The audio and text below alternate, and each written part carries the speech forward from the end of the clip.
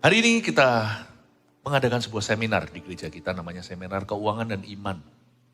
Karena saya merasakan bahwa ini adalah satu bagian yang harus diberitakan. Ada sebuah kebenaran yang harus disampaikan. Karena itu, mari kita buka sama-sama. Oh, sebelumnya ini topik setiap ibadahnya. Saya minta izin untuk tidak mengulangi sama sekali ibadah yang tadi. Kalau Anda belum mendengarkan, harus loh ya. 5 kali jangan kurang, please jangan di-korting. Ini satu pesan Tuhan, setiap ibadah 1/5. Anda mesti dengarkan, karena Tuhan mau menegakkan kita, termasuk kehidupan keuangan, kehidupan finansial kita, di atas dasar roh dan kebenaran. Ibadah yang sekarang ini saya beri judul, melihat yang tidak kelihatan dari sudut pandang Allah. Sebab dunia berkata tahun depan resesi, dunia tidak salah. Semua pakar, semua ahli bangsa-bangsa bergetar bahwa ekonomi tahun depan suram dan gelap. Tapi saya mau kita belajar untuk punya iman pada Tuhan. Tapi iman itu bukan hanya mengimani, iman itu penuh dengan responsibility. Di ibadah-ibadah sebelum ini saya banyak ajarkan pengajaran-pengajaran yang seimbang tentang iman dan keuangan. Izinkan sekarang di ibadah yang satu ini, saya mau lebih mendalami mata iman kita. Agar kita tidak melihat yang kelihatan saja. Tapi kita melatih, pumpung belum lewat tahun ini untuk melatih diri, melihat yang tidak kelihatan tapi dari sudut pandang Allah. Saya ajak kita untuk percaya bahwa iman kita tidak boleh bergantung keadaan. Nanti up and down saudara. Janji Tuhan itu teguh. Tidak akan goyah bagi orang yang percaya. Ku yakin saat dia berfirman seperti lagu itu. Ku menang saat dia berfirman dalam hidupku. Hidupku ditentukan oleh perkataanmu. Amin. Ekonomi Kerajaan Sorga 2023 itu judul yang saya berikan karena umat Tuhan hidup dari jalur yang tak sama. Kita ini asupannya adalah Roh Kudus dan firman Allah. Makanya itu mari saya ajak kita naik level. Mari saya ajak kita untuk membulatkan hati kita untuk ikut Tuhan dan ikut dari dekat. 2 Raja-Raja pasal 7 melihat yang tidak kelihatan dari sudut pandang Allah. Sebenarnya totalnya ada 20 ayat. Kita baca perlahan-lahan, saya berhenti di mana nanti saya jelaskan. Tolong ingat, nanti kita kembali ke ayat yang saya tadi berhenti di situ. Lalu berkatalah Elisa, dengarlah firman Tuhan. Beginilah firman Tuhan, besok kira-kira waktu ini sesukat tepung yang terbaik akan berharga sesikal. Dan 2 sukat jelai akan berharga sesikal di pintu gerbang Samaria. Tetapi perwira yang menjadi ajudan raja menjawab abdi Allah katanya, sekalipun Tuhan membuat tingkap-tingkap di langit, masakan hal itu mungkin terjadi? Jawab abdi Allah, sesungguhnya engkau akan melihatnya dengan matamu sendiri, tetapi tidak akan makan apa-apa daripadanya. Ini adalah zaman perang, saya kasih background story. Latar belakang cerita, waktu itu bangsa Israel dikepung dan kelaparan. Jadi waktu mereka itu dikepung dan kelaparan, itu mengerikan. Zaman dulu itu perangnya itu tidak peri kemanusiaan. Sampai-sampai dalam sejarah, bukan hanya di Alkitab dicatat, ibu kandung, mana bisa mama sendiri itu masak bayinya. Orang kalau lapar jadi insane, jadi gila. Orang kalau lapar terjadi huru hara dan menjarah. Makanya itu kalau mau menggoyang satu bangsa gampang krisis ekonomi saja. Waktu itu semua serba mahal. Karena bahan pokok sangat jarang. Sembako tidak ada. Di mana enggak? Di mana ada? Namanya kota itu dikepung. Dikepung oleh musuh. Mereka nggak bisa masuk, nggak bisa keluar. Untung-untung masih ada air. Apalagi kalau paceklik lama. Tidak turun hujan, bukan hanya kelaparan, lebih ngeri lagi, kehausan. Coba bayangkan, Waktu itu semua jadi expensive. Pada waktu perang terjadi antara Ukraine dan Rusia. Wah, minyak, bensin langsung meroket. Kalau bukan karena disubsidi oleh negara. Ini bahan pokok. Tapi Elisa kok bisa dapat sesuatu yang beda ya. Semua orang berkata ini nabinya gila. Gak masuk akal. Kalau masuk akal ya gak usah ikut Tuhan. Ikut Tuhan itu supaya kita itu memperbaharui akal budi. Bukannya gak masuk akal. Ikut Tuhan itu juga masuk akal. Tapi akal budi yang diperbaharui. Kalau enggak itu gak masuk akal loh. Tampar pipi kanan kasih pipi kiri itu gak masuk akal. Kalau kita mau pakai logika kita akan berakhir jadi orang berdosa. Kita gak akan pernah mengalami perkara-perkara Allah. Siapa bilang orang Kristen itu ngeroh? Orang Kristen itu ngeflow? No. Tapi kita punya logika yang tidak sama. Tidak sama. Hukum rohani itu beda dengan hukum jasmani. Hukum jasmani atau hukum orang berdosa berkata, kalau kamu sedia mengeluhlah. Makanya istri Ayub sebenarnya gak salah secara fakta. Kamu itu loh, kayak begini terpuruk, kutuki saja Allahmu. Tapi Paulus dan Silas hidup di dalam sebuah alam yang berbeda. Mereka tetap sangat mendunia, sangat-sangat mendarat. Tapi mereka hidup dari prinsip yang tidak sama. Mereka hidup dari roh dan kebenaran Allah. Makanya waktu mereka dipasungkan kaki dan tangan, itu pegelnya luar biasa. Mereka memuji di tengah-tengah malam. Para ahli teologi menyebut itu songs in the night. Mereka bisa nyanyi di dalam dungeon, berada di tempat paling dalam di dalam penjara. Semua inmate, semua napi berkata, mereka insane, gak waras itu. Mereka gila. Tapi kenapa? Gara-gara pujian mereka goyang dan goncanglah terjadi gempa bumi yang membuka semua pintu penjara. Saya beritahu, kalau kita itu jadi orang yang rohani, sekalian jangan tanggung, tetap hidup bijaksana seimbang. Tapi dalammu itu jangan duniawi. Latihlah dirimu beribadah, itu bukan bicara tentang liturgi. Itu latihlah dirimu beriman. Mata iman kita itu harus kita serahkan. Agar kita melihat yang Gehazi tidak lihat waktu Elisa berkata, kenapa kamu takut? Mereka mengepung kita, lihat Tuhan, semua tentara musuh sekeliling gunung ini, di mana ada rumah kita, tempat tinggal kau dan aku.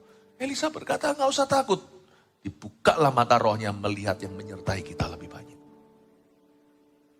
Paulus berkata dalam suratnya, aku tidak menaruh percaya pada apa yang kelihatan, tapi aku menaruh percaya apa yang tidak kelihatan. Ibrani 11 utarakan.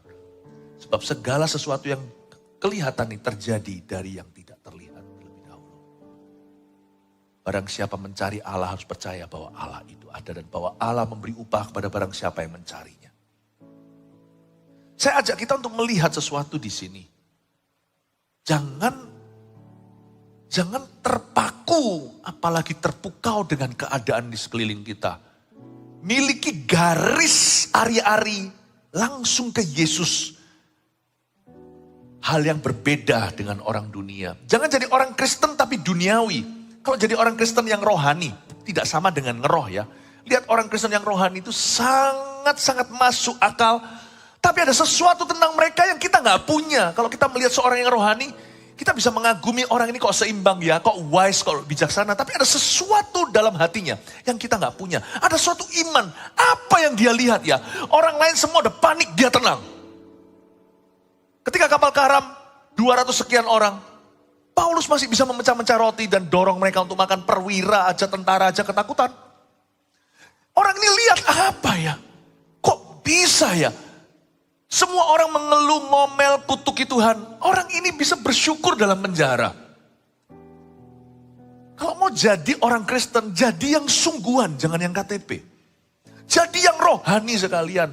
Buka mata rohmu. Ada sesuatu yang di alam roh yang gak kelihatan. Buka mata rohani Anda. Tahun 2023, mari kita quit jadi orang buta atau buta rohani. I want to see. Open the eyes of my heart, Lord. I want to see you. I want to see you. Open the eyes of my heart. Buka mata hatiku. Buka mata hatiku. Ku memandangmu. Ku memandangmu. Buka mata hatiku. Dan membuka mata hati itu adalah lewat rema. Lalu berkatalah Elisa, dengarlah firman Tuhan. Ini permulaan mata rohani kita terbuka ketika telinga kita mendengarkan suara Allah. Dengarlah rema, dengarlah firman Tuhan, beginilah firman Tuhan. Sudah dengarlah firman Tuhan, malah beginilah firman Tuhan. Besok kira-kira waktu ini, bayangin 24 jam saja nubuatan akan terjadi. Kalau Elisa berkata 10 tahun lagi, kan musim masih silih berganti. Tapi dia berkata, tidak sampai 24 jam atau 24 jam pas dari sekarang ini. Sesukat tepung yang terbaik akan berharga sesikal saja. Hah? Jadi murah. Dewa sukat jelai akan berharga sesikal di pintu gerbang Samaria. Gak mungkin, maaf ya, kotoran manusia ditimbang zaman perang. Bangsa Israel melihat ini beberapa kali ketika mereka mengalami hukuman Tuhan. Karena seluruh negeri berdosa kepada Allah.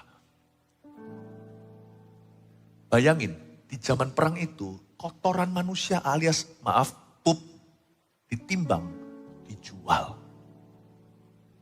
Masa mungkin sesukat tepung hanya berharga sesikal? Kalau pup aja dijual. Sukat jelai berharga sesikal di pintu gerbang Samaria. Waktu itu emas gak laku, percayalah. Emas perak gak ada yang mau. Malah justru gak bisa lari kalau mereka dijarah.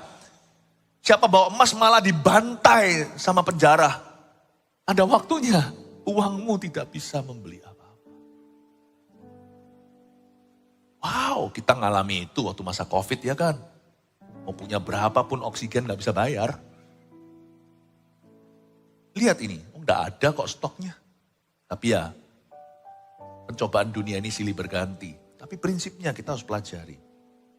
Elisa berkata 24 jam dari sekarang, dengarlah firman Tuhan, beginilah firman Tuhan. Sesukat tepung yang terbaik hanya berharga sesikal. 2 sukat jelai akan berharga sesikal saja di pintu gerbang Samaria. Perwira yang menjadi ajudan raja itu berkata, katanya, sekalipun Tuhan membuat tingkap langit ya, masa sih hal itu akan terjadi? Gini loh, kalau ragu itu jangan bawa-bawa nama Tuhan. Saya punya satu antidot atau saya punya satu solusi untuk hati yang suka bimbang. Jangan banyak bicara.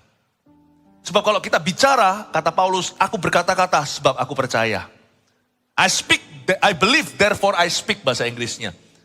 Kalau kita tidak punya sebuah pesan yang membangun, jangan buka mulut. Jangan getarkan lidah. Ini masalah banyak orang menambah kefasikan. Ketika dia tidak punya pesan dari Tuhan, dia tidak ada sesuatu yang bisa dibagikan untuk orang lain diberkati, menerima kasih karunia, dibangun.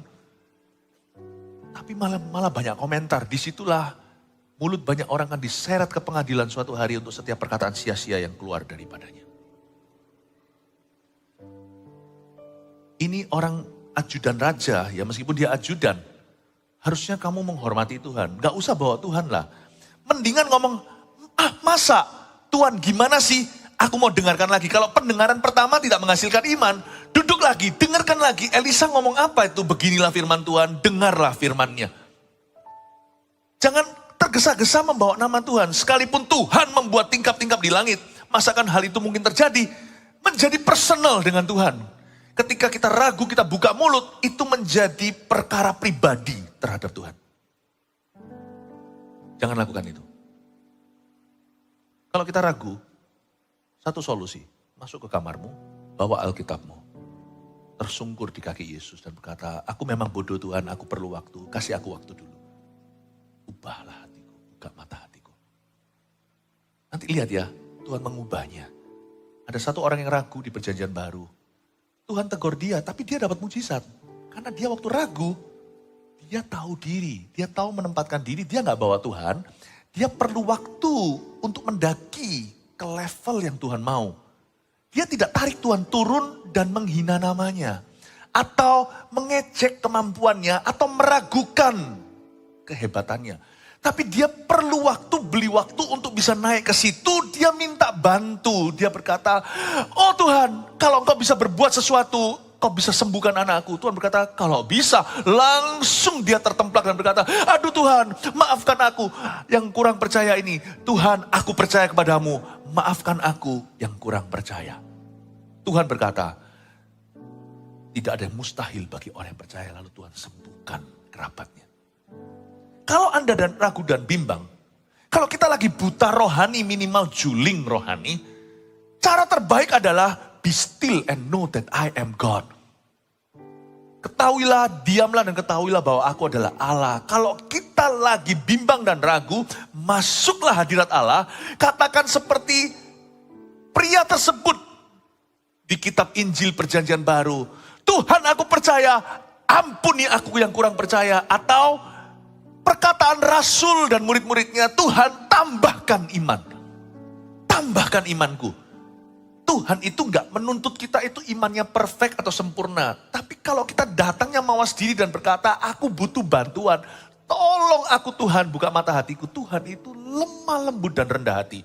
Dia enggak akan marah, dia akan bimbing dirimu. Tapi ajudan ini beda, dia langsung menghina di depan.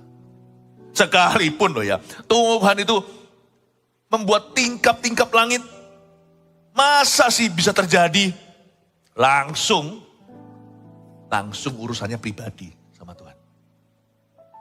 Tuhan langsung taking it personally. Wah. Karena itu jangan biasakan dirimu negative thinking.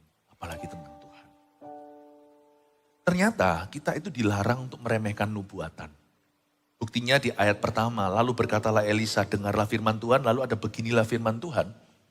Lalu baru firmannya disebutkan, yaitu bukan minggu depan, tapi 24 jam dari sekarang, tepung terbaik hanya berharga sesikal. Dia menubuatkan gak sampai satu hari, harga akan drop semua, anjlok. Jadi murah, bahan makanan banyak. Padahal mereka waktu itu masih nimbang kotorannya sendiri untuk saling jual. Ada satu orang mama yang lagi masak anaknya di kuali. Memang betul mengerikan. Memang zaman itu perang di zaman kegelapan sejarah manusia itu tidak ada pri manusia. Waktu begitu kasih nubuatan begini, mana orang percaya ya kan? Mana orang percaya? Tapi Tuhan ajari kita tidak boleh remehkan nubuatan. Sebab orang yang remehkan nubuatan itu gak dapat yang baik. Ada dua macam nubuatan dalam Alkitab. Saya kasih hal-hal praktis untuk Anda ikuti. Pertama, nubuatan Alkitab. Nubuatan Alkitab gak usah diuji. Kalau Anda orang percaya pada Yesus, Anda tahu bahwa firman Allah dari Kejadian sampai Wahyu ini semuanya adalah firman. Bahkan Paulus pernah menuliskan ke Timotius, the scripture is God-breathed. Alkitab, firman Allah itu adalah inspirasi atau dihembusi oleh Roh Kudus, berguna untuk mengajar, menegur, memperbaiki, dan memperlengkapi orang kudus untuk pelayanan.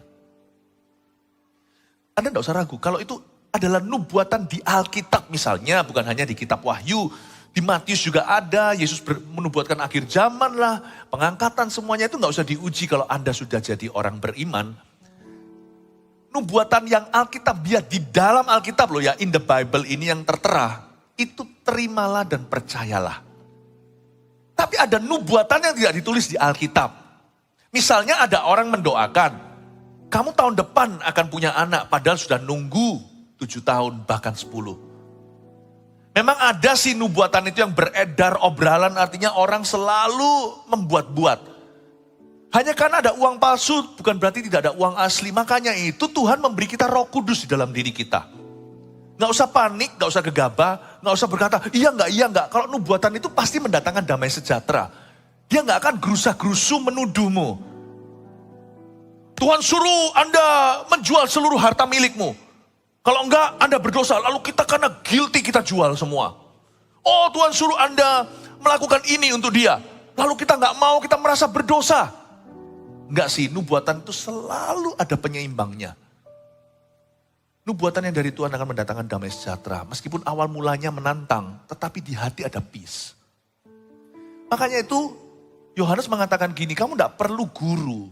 Guru dalam jawatan rasul, nabi, guru, atau pengajar, gembala, dan penginjil itu untuk memperlengkapi. Kamu tidak perlu guru untuk memberitahu kepadamu ini benar, ini sesat. Sebab tidak ada orang bisa menyesatkanmu.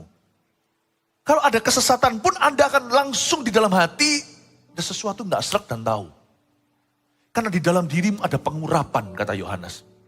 Dan pengurapan itu mengajarmu dalam segala kebenaran. Ya. Jadi memang ada nubuatan yang tidak tertulis di dalam Alkitab. Bukan nubuatan yang Alkitabiah, tapi nubuatan itu tidak menentang Alkitab. Tapi nubuatan itu di atas fondasi hidup yang beralkitabiah. Lalu fungsinya sebagai tuntunan spesifik dalam hidup orang itu. Beberapa nubuatan yang saya terima adalah stadion tertentu. Waktu saya masih umur 18 tahun baru bertobat. Saya mendapat nubuatan saya akan berdiri di sini atau di negara mana. Itu terjadi sudah dalam sejarah hidupku. Itu kan gak ada di Alkitab Myanmar mana. Kejadian Wahyu ada bolak-balik, gak ada Burma. Nah memang ada nubuatan yang ekstrakurikuler. Bukan di Alkitab, namun tetap di dalam naungan firman. Nah nubuatan yang kayak begitu juga jangan mudah diremehkan. Kalau nubuatan Alkitab tidak usah diuji, tapi tinggal dipercaya, apalagi dilakukan, nubuatan yang tidak tertulis di Alkitab diuji dulu ya. Lalu peganglah yang baik. Paulus mengatakan jangan anggap enteng nubuatan, ujilah segala sesuatu dan peganglah yang baik. Dalam surat Paulus ditulis begitu. Jadi nubuatan yang tidak langsung tertera di Alkitab atau tidak terprintkan di Bible ini, Anda uji dulu beberapa pertanyaan sebagai berikut. Apakah nubuatan ini untuk saya? Anda bisa tanya pertanyaan satu itu. Is it for me? Lalu pertanyaan kedua adalah, is the message clear? Pesannya itu clear enggak? Pesannya itu jelas enggak? Kadang-kadang nubuatan bisa juga kecampur dengan karunia yang namanya karunia berkata-kata dengan pengetahuan. Loh kok tahu orang ini waktu nubuatkan ke saya? Kalau saya dinubuatkan oleh seseorang, lalu saya lihat orang ini gak beres. Dia seperti Balaam. Bileam itu kan punya karunia, tapi dia itu mata duitan. Ujung-ujungnya dia minta sesuatu, ujung-ujungnya wanita. Saya akan tolak semua nubuatannya sekalipun pas. Paham maksud saya? Karena pohon dikenal dari buahnya. Kalau buahnya nggak benar, source-nya nggak baik. Peduli amat produknya, saya akan curiga. Jikalau sekarang masuk di koran, pabrik tertentu itu pakai bahan-bahan terlarang. Semua produknya saya akan ban, saya akan blacklist dari rumah saya. Jangan beli brand itu. Jangan terpukau dengan nubuatannya. Uji dulu source atau sumbernya. Kalau itu bukan anak Tuhan, percaya Yesus satu jalan aja kagak. Percaya Yesus satu-satunya jalan keselamatan aja tidak. Tapi kok bisa sakti ya? Wah begini, gak usah digembar-gemborkan, ceritakan sama teman. Tadi ada orang datang, dia bilang begini. Kalau orang itu sungguh-sungguh bernubuat karena Yesus, orang itu pasti sudah percaya Yesus. It's a wrong spirit. Ada perbedaan antara nubuat dan ramal. Tapi ada, kadang-kadang kalau source-nya sudah oke, ya, sumbernya sudah oke. Lalu tiba-tiba pesannya itu dicampur bukan hanya karunia nubuatan, salah satu dari 9 karunia demonstrasi di Korintus itu. Tapi juga kecampur dengan the gift of speaking with knowledge, karunia berkata dengan pengetahuan. Anda kan kaget, loh kok tahu? Saya barusan tadi diberitahu sama satu orang katanya pas kemarin di saat teduh, saya bilang tremor sekian, dan begini kondisinya orangnya sampai kepada masa sebelum menikah, kekerasan dalam rumah tangga keluarga sebelumnya itu semua terceritakan. Saya jelaskan, saya sendiri lupa kok setelah itu. Oh iya saya pernah ngomong begitu. Semua pas sampai GERD-nya semuanya. Orang kalau bisa kebetulan itu cuma sekali. Kalau kebetulan itu 5, 6, 7 semuanya sekaligus dalam satu profesi. Saya rasa ada Roh Kudus mungkin di sana. Saya sendiri lupa kok, oh iya semua pas. Tadi ketemu hanya mau say thank you. Saya bersyukur. Dan saya bersyukur saya melupakan yang gitu supaya jangan mencuri kemuliaan.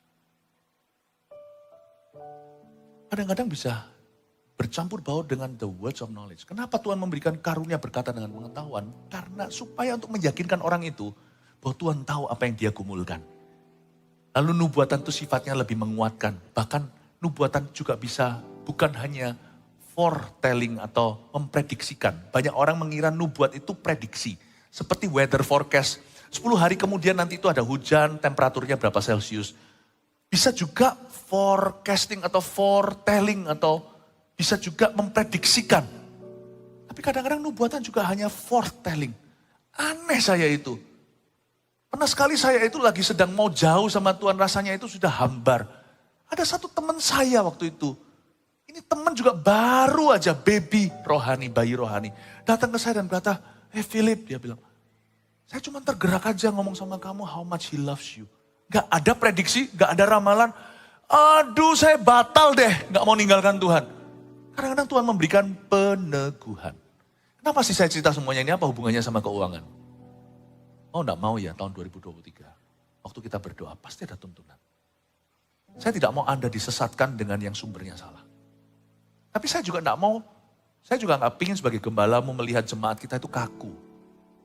Loh kita itu cinta Alkitab. Don't get me wrong, I love the Bible so much. Tapi nanti lihat ya dalam praktek bisnis atau karir usaha Anda. Waktu Anda kerja di perusahaan mana.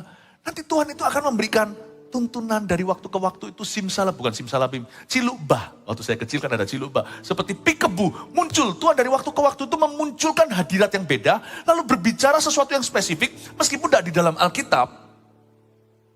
Dengarlah firman Tuhan, beginilah firmannya. Nanti akan ada muncul. Bisa lewat orang tidak terduga. Bisa lewat khotbah. Bisa lewat doa. Bisa lewat kejadian. Nanti Tuhan akan berbicara kepada Anda. Ini tidak menggantikan Alkitab. Ini justru mengingatkan kita akan firman. Amin Bapak Ibu Saudara.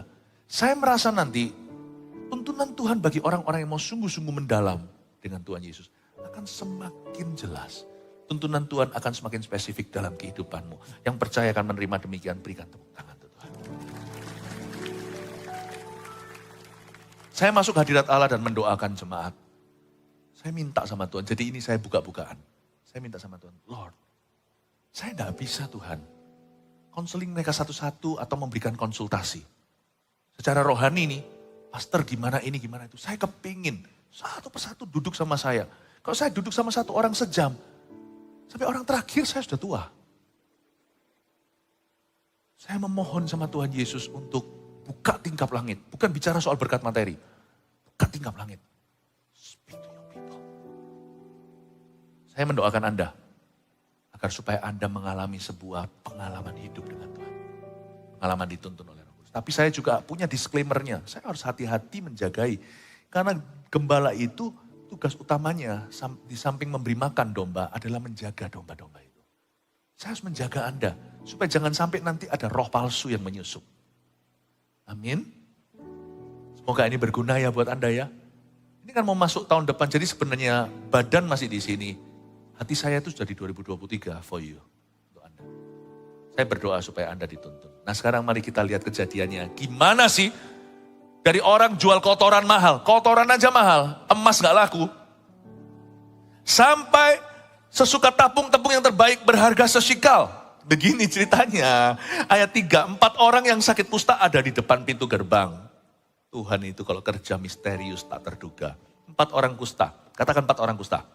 Supaya ingat ya, karena ini ayatnya panjang. Berkatalah yang seorang kepada yang lain, mengapakah kita duduk-duduk di sini sampai mati?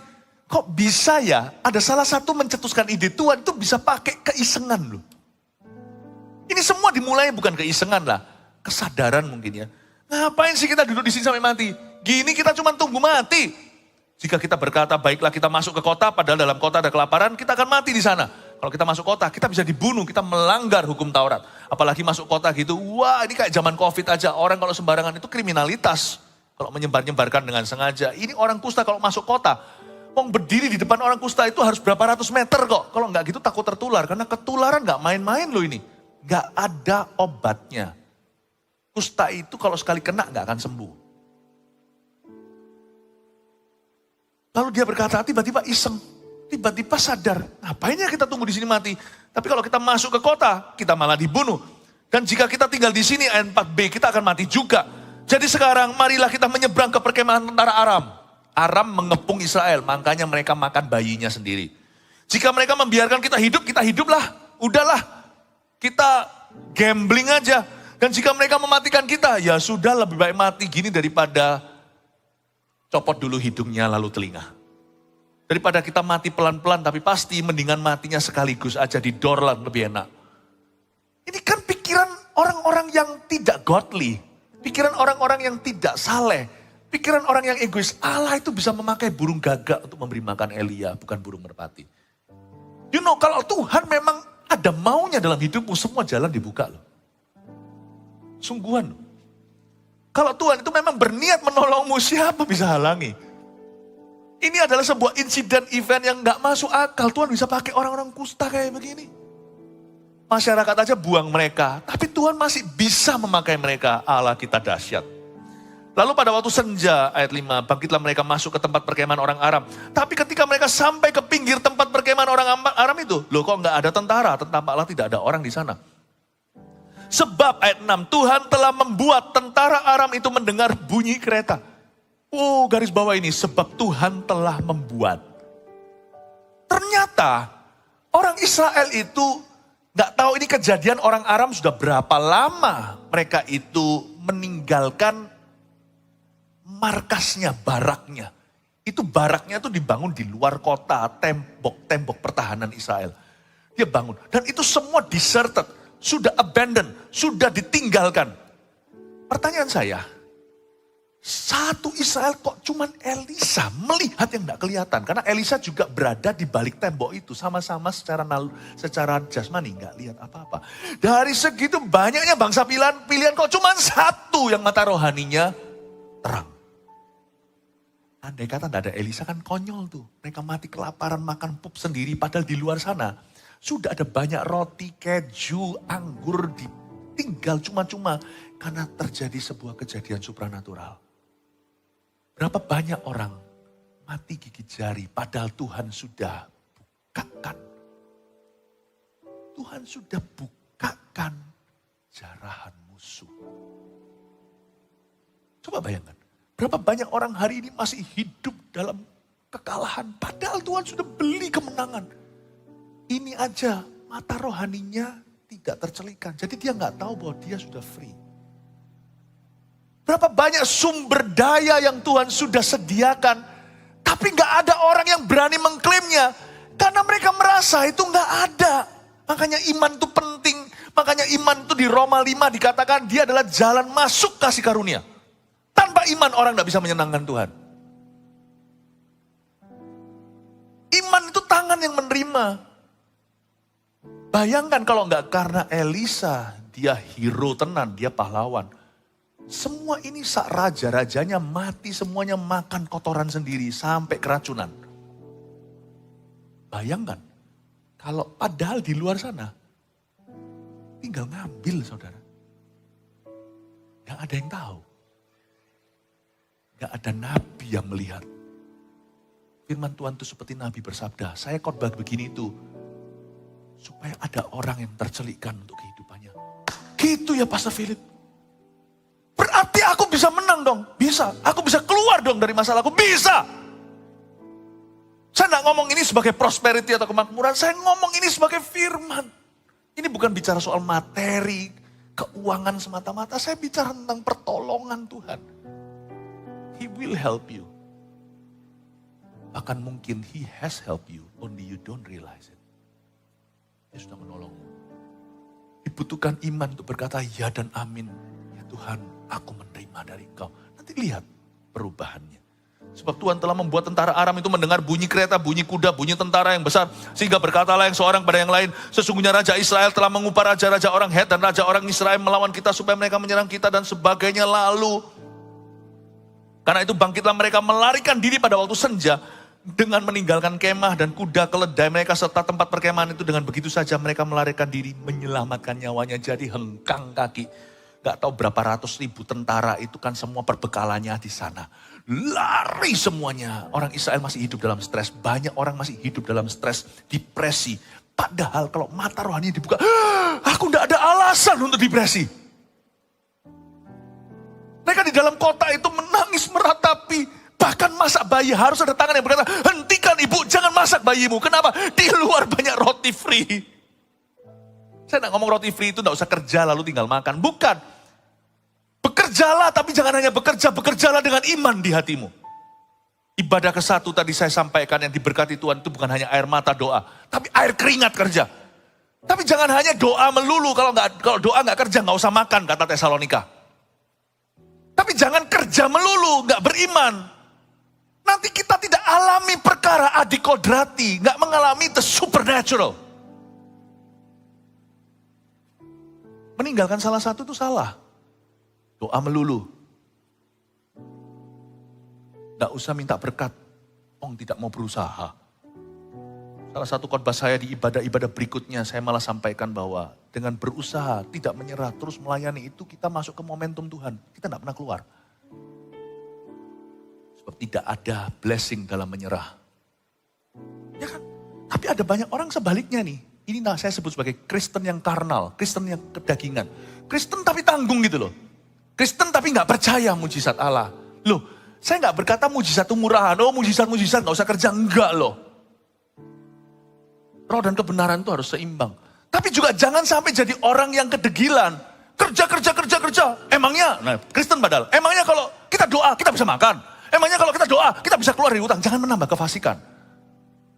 Kalau Anda ragu, diam. Rendah hati di hadapan Tuhan. Aku kerja. Gak usah mikir doa. Tapi waktu doa jangan mikirkan kerjamu, jangan agungkan kerjamu. Kau harus bisa berkata, kita harus bisa berkata, bukan gagah perkasaku. Bukan karena keringatku, karena engkau memberkati aku. Menaburlah Ishak. Dan tahun itu dia menuai 100 kali lipat. Tugas kita hanya menabur. Tapi Ishak juga percaya apa yang dia tabur itu akan direstui Tuhan. Nabur 100 kali gandanya itu bukan usahanya, itu kasih karunia. Kalau Anda berdoa, janganlah elukan kerjamu. Berharaplah pada Tuhan titik dan berkata, Tuhan bukan karena aku tuh rajin kerja aku akan diberkati. Kalau Tuhan tidak memberi percepatan sampai mati pun aku tidak akan ada terobosan. Emangnya keringatku itu bisa ganti apa? Kalau bukan karena Tuhan mengindahkannya dan menjadikannya 100 kali ganda. Aku bisa usaha sia-sialah membangun rumah. Kalau bukan Tuhan yang membangunnya, aku akan kerja. Waktu aku kerja aku tidak mikir doa. Waktu aku kerja, aku seperti orang ateis, aku akan kerja sungguhan. Tapi waktu aku akan berdoa seperti orang lumpuh badannya, aku tidak bisa kerja. Aku akan mengharapkan mujizat Allah. Tuhan tolonglah aku di tengah-tengah. Ketika aku menaburkan, ingatlah hambamu ini ya Tuhan. Perlebar teritoriku. Doa Yabes. Jangan jadi orang yang degil. Maunya cuma usaha. Jadi orang Kristen tapi nggak percaya. Jadi orang Kristen yang percaya diri saja. Emangnya kalau aku doa bisa makan, aku doa seperti saya katakan tadi, aku doa bisa keluar dari hutang, aku doa. Jangan begitu. Tapi katakan, aku sudah berusaha, aku sudah tabur benihku, malam hari telah tiba, sekarang aku berharap pada Allah, kalau bukan engkau yang menumbuhkannya. Sia-sia aku membangun rumah. Sia-sia aku menjaga kota. Lord, come and bless the work of your servants.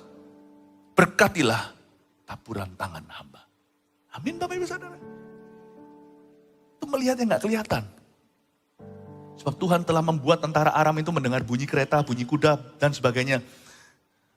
Lalu ayat 9 Anda lihat, lalu berkatalah yang seorang, ayat 8 ya, ketika orang-orang yang sakit kusta itu sampai ke pinggir tempat perkemahan, masuklah mereka ke dalam sebuah kemah, lalu makan minum. Sesudah itu mereka mengangkut dari sana emas, perak, dan pakaian.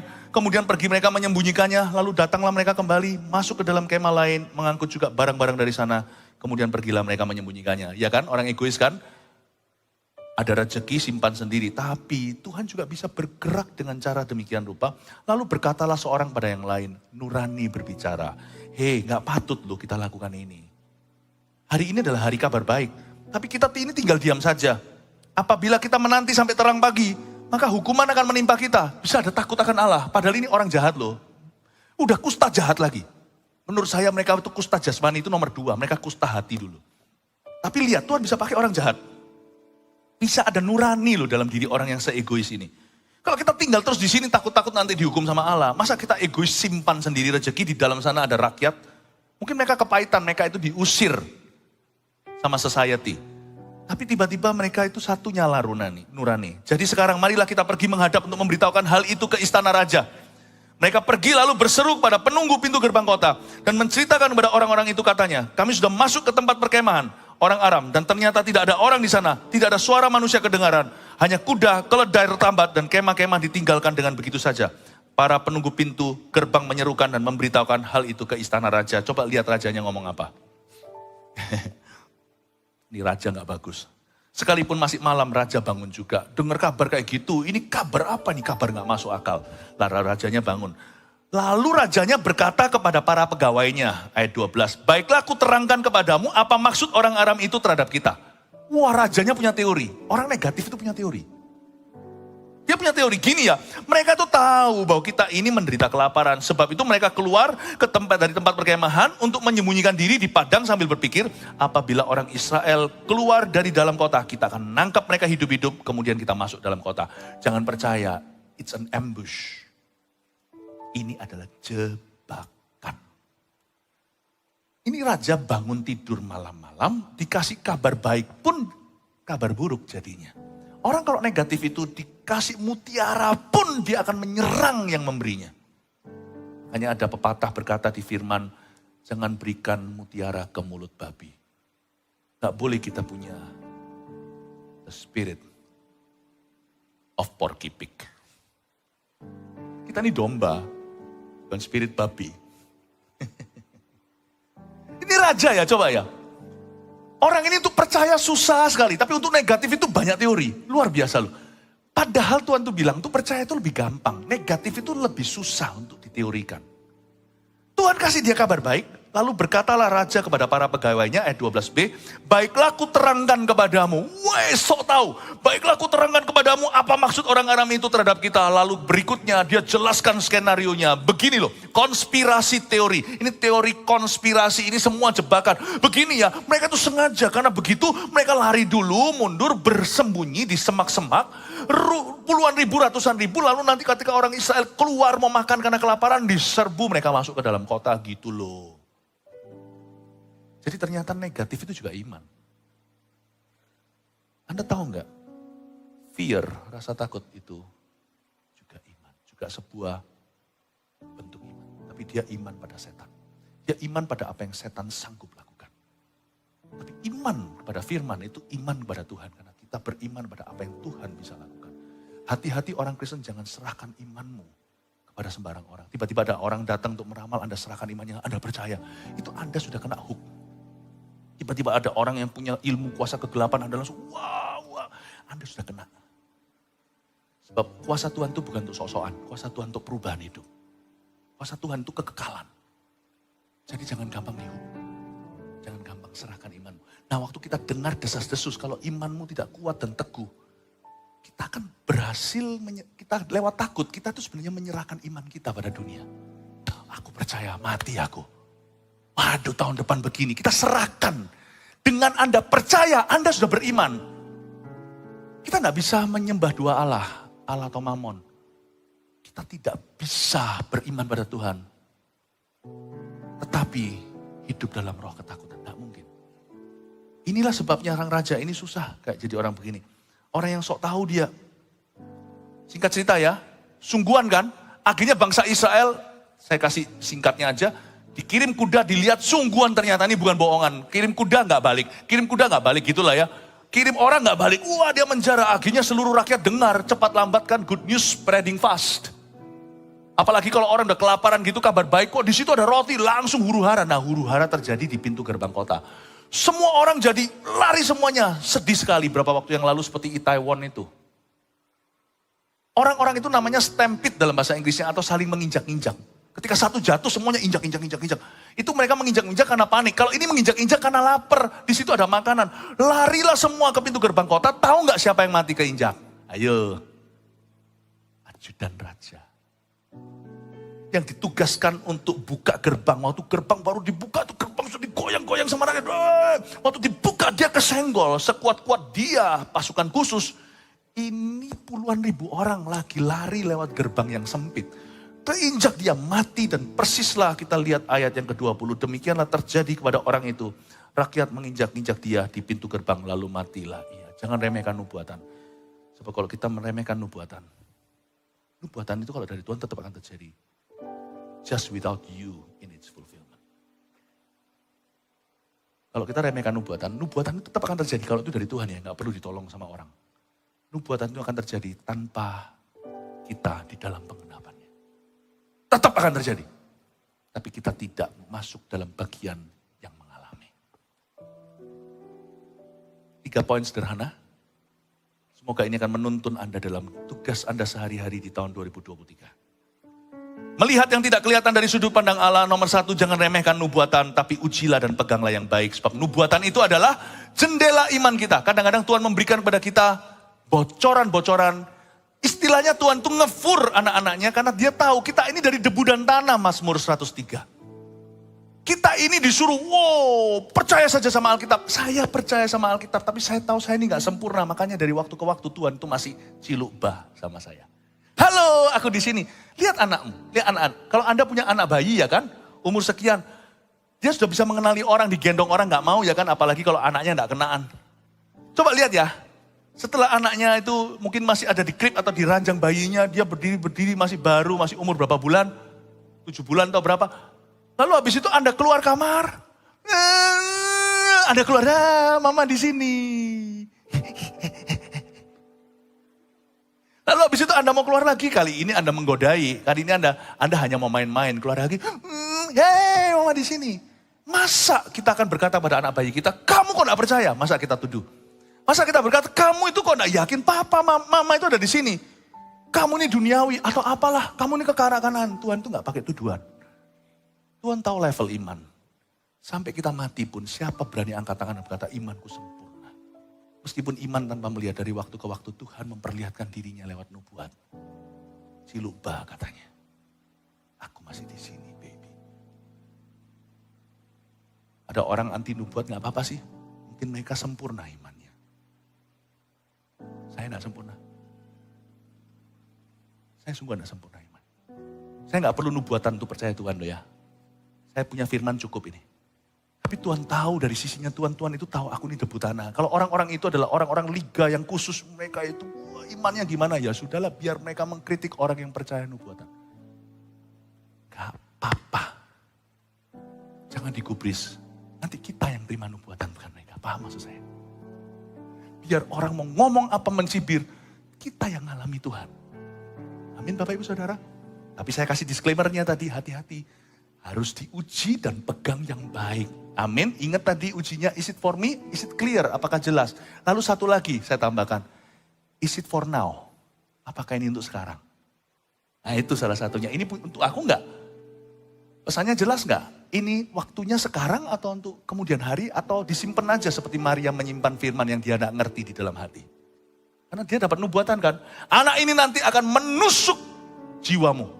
Apa itu? Nanti dia baru tahu tuh Yesus disalibkan. Ternyata sekalipun ini anak Allah dari kandungan yang dihinggapi Roh Kudus. Tapi gimana pun juga yang melahirkan surrogation. Itu ya artinya yang pinjam kandungan itu tetap punya batin kan sama anak itu. Punya hubungan batin. Itu menusuk ke jiwanya. Dia ngertinya nanti. Is it for me? Is it for now? Apakah ini untuk saya? Apakah ini untuk sekarang? Ujilah, jangan remehkan. Tapi jangan ketawa. Kalau itu bukan dari Tuhan, kalau itu nggak Alkitab, dia langsung kita bisa tolak mentah-mentah. Tapi kalau itu sesuatu yang perlu direnungkan dulu, tidak ada di Alkitab, tetapi kita adalah orang yang sangat menghargai Alkitab, kita harus uji dulu dan kita tanya pertanyaan tadi, simpan di hati. Jangan gampang berkata, sekalipun Tuhan buka tingkap langit, mana dia bisa? Jangan jadikan itu urusan pribadi dengan Tuhan. Ruginya kita bukan Tuhan. Kalau jelas salah, udah tutup aja pintu, apa ini, what is this? Tapi kalau sesuatu yang perlu Anda renungkan, apalagi kalau source atau sumbernya itu bisa Anda percaya, meskipun harus diuji dulu. Tapi Anda harus perhitungkan loh itu. Ini sesuatu loh ini. Meleset pun mungkin meleset waktu, meleset pun mungkin meleset beberapa pesannya itu tambahan, masih kecampur dengan kurang berpengalaman. Tapi kalau Anda renungkan nanti, ada banyak rambu dari Tuhan. Saya berdoa tahun depan akan menjadi tahun yang banyak nubuatan untuk pekerjaan jemaat. Dua, ada Tuhan yang bekerja di balik setiap kebetulan di hidup kita. Ini loh tadi, ada ayat 6 tadi, sebab Tuhan telah membuat tentara Aram itu mendengar bunyi-bunyian. Saya suka sekali di Alkitab saya garis bawah, sebab Tuhan telah membuat. Ingat ya, tidak ada kata kebetulan di dalam kamus orang percaya. Saya kasih definisi kebetulan apa, itu Anda boleh tuliskan gak apa-apa. Sebuah kebetulan adalah buatan tangan Tuhan. Karena di ayat 6 dikatakan Tuhan yang membuat mereka mendengar bunyi-bunyian. Berarti ada Tuhan yang bekerja di balik setiap kebetulan di dalam hidup orang percaya. Tidak ada kata kebetulan di dalam kamus orang percaya. Kalau ada pun saya kasih definisi ulang. Kebetulan adalah buatan tangan Tuhan yang menguntungkan kita. Tapi Tuhan menolak untuk bubukan tanda tangan. Sebuah kebetulan adalah buatan tangan Tuhan tanpa tanda tangannya. Tuhan suruh kita GR sendiri datang ke kakinya dan berkata, it's you, isn't it? Kau kan, Tuhan kan? Thank you ya. Tuhan itu tidak lebay. Dari 100 mujizat yang dia buat, 25 itu dibubuh tanda tangan. 75 diantaranya mungkin semuanya dalam rupa serba kebetulan, keisengan. Tiba-tiba ada orang iling ingat Anda. Tiba-tiba nuraninya main. Kasihanlah Anda berbelas kasihan. Tiba-tiba ada yang mimpi Anda. Tiba-tiba ketemu aja di pasar. Tiba-tiba kok bisa ketemu tangan. Seperti tidak bertepuk sebelah tangan. Semuanya itu 75 dari 100 mujizat Tuhan untuk menolongmu. Yang Tuhan tidak kasih paragraf di dalamnya. Atau signature. Saya berdoa dalam nama Yesus. Agar orang benar, jemaat Tuhan, tahun depan. Karena kita menabur doa, kita menuai sukacita. Dan kita akan melihat banyak kebetulan dari Roh Kudus dalam kehidupanmu. Haleluya. Orang fasik juga banyak kebetulan loh. Anda lihat gak? Orang fasik, makanya orang dunia katakan itu apes. Apes. Bukan berarti orang Kristen gak bisa apes, enggak. Tapi apes kita itu untuk membuat kita melonjak lebih lagi dalam penyertaan. Semua senjata ditempa melawanmu tidak akan berhasil, malah justru menjadi pelurumu untuk berhasil. Senjata ditempa melawanmu itu istilahnya gini loh, Tuhan, setan itu kan ahlinya pakai panah api kan. Dipanah. Malah justru kita dapat peluru, masukin ke tabung panah. Anak Tuhan itu tidak bisa dipanah. Setiap panah dilempar kepadamu menjadi panahmu. Itu bedanya. Kesengsaraan orang fasik menghancurkan dia. Alkitab katakan di Amsal. Kesengsaraan orang benar membuat dia semakin perkasa di bumi. Oh, saya doa. Orang fasik banyak kebetulan. Ini bisa kebetulan kan. Lihat nggak? Misalkan orang berjudi, orang yang main kuasa gelap. Anda bisa lihat nggak? Ada aja meskipun dia kaya raya. Misalkan dia dapatkan kekayaan dengan cara menyembah setan. Setan bisa memberi kekayaan. Setan aja menawari Yesus, kok kamu tunduk sama aku, tak kasih semua ini. Dunia. Tapi Anda lihat gak? Keapesan demi keapesan. Anda lihat gak? Semua patron itu dalam rumahnya, keluarganya. Anda kelihatan gak itu sampai anaknya, cucunya. Lihat itu semua keapesannya. Loh, kita juga punya keapesan, jangan salah. Tapi apes kita bukan apes. Apes kita adalah ujian iman. Ulangan kita itu bersertifikat, dapat gelar. Gelar kita adalah menjadi seperti Kristus. Ulangan mereka itu menghancurkan. Coba lihat, kelihatan gak? Saya berdoa tahun depan jemaat akan penuh dengan kebetulan dalam nama Yesus. Katakan amin. Yang ketiga, percayalah sebelum melihat. Dan jangan berpikiran negatif dulu. Belajar dari raja itu. Percaya sebelum melihat. Ayo dilatih itu. Ayo latih mata rohaninya. Percaya sebelum melihat. Dan jangan berpikiran negatif. Ayo ya, semua yang benar, semua yang mulia, adil, kudus, dan manis. Pikirkan semua itu. Terlalu banyak materi yang saya mau ajarkan.